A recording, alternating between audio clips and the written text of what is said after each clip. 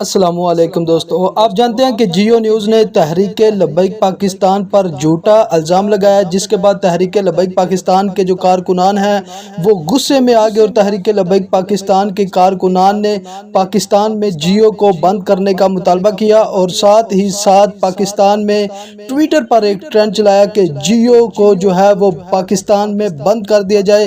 اس کے بعد جو ہے اب جیو نے معافی مانگ لی ہے اور کہا ہے یہ ادارے کی غلطی ہے۔ جی ناظرین، آگے چل کر آپ کو ویڈیو بھی دکھاتے ہیں۔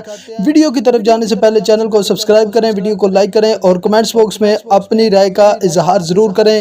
آئیں دوستو، پہلے ویڈیو دیکھیں، اس کے بعد میں اس کے بارے میں بات کرتے ہیں۔ کا تعلق کالعدم ٹی ٹی پی سے ہے، لیکن ٹکر میں غلطی سے کالعدم ٹی ایل پی آن ایئر ہو گیا تھا۔ ادارہ اس غلطی پر معذرت خواہ ہے۔ تو جی ناظرین، آپ نے ویڈیو میں دیکھا کہ جیو نیوز نے معافی مانگ لی ہے، تحریک لبیک پاکستان کے آگے جو گھٹنے ہیں وہ ٹکا دیے ہے۔ اس سے پہلے جو ہے وہ جیو نے معافی نہیں مانگی اور تحریک لبیک پاکستان نے جو بھرپور احتجاج کیا اور جیو نیوز کا بائیکاٹ کیا، اور تب جیو کو جو ہے وہ پتہ چلا کہ اب پاکستان میں جو تحریک لبیک پاکستان والے ہیں وہ جیو نیوز کو نہیں دیکھیں گے، اور پھر جیو نے یہ معافی مانگ لی ہے۔ جی ناظرین، یہ اب تک کی سب سے بڑی خبر ہے۔ دیکھتے رہیں پاک ٹیلنٹ 92۔